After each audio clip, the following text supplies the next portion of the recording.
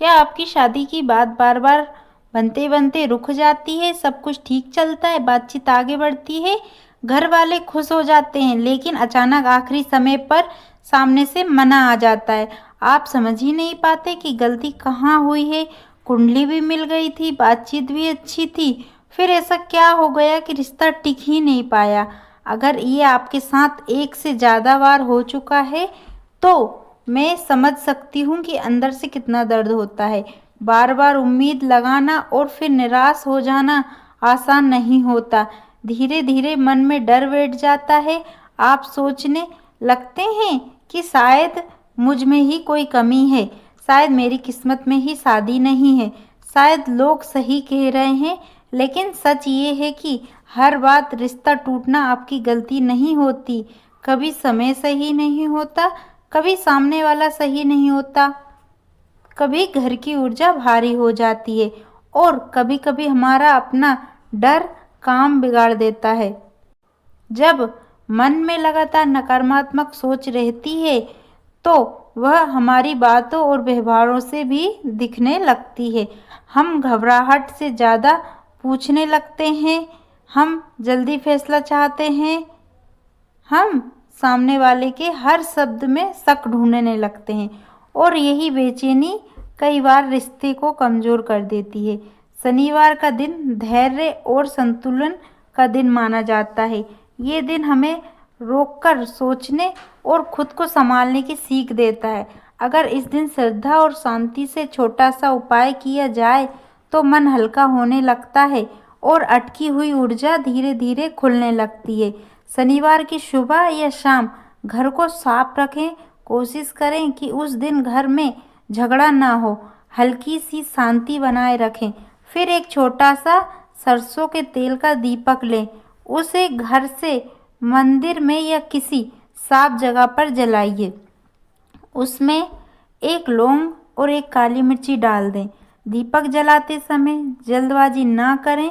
2 minute शांत बैठें, गहरी सांस लें, आंखें बंद करें और 11 बार ओम शनि शनिचार्य नमः धीरे धीरे बोलें।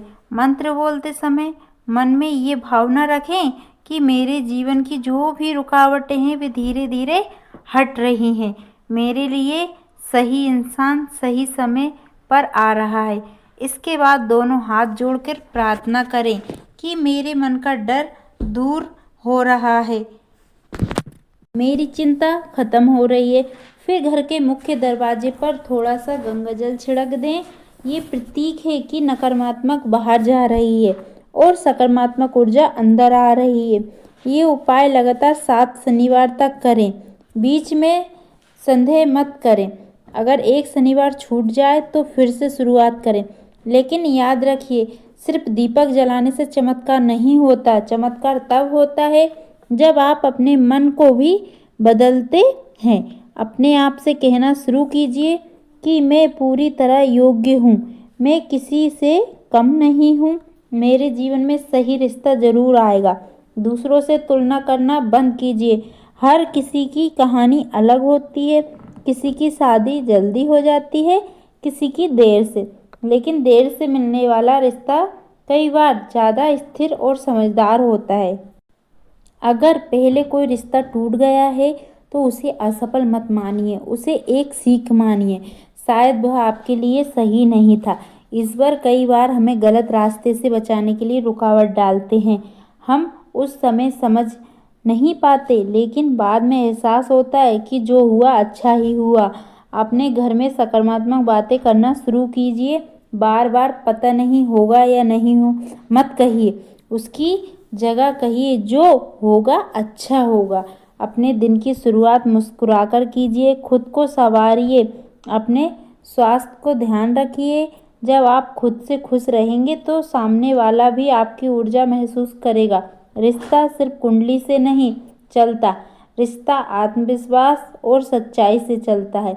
इसीलिए शनिवार का ये छोटा सा उपाय श्रद्धा से कीजिए, लेकिन साथ में अपने मन का भी हल्का रखिए। अगर आपकी शादी की बात बार बार अटक रही है तो निराश मत होइए।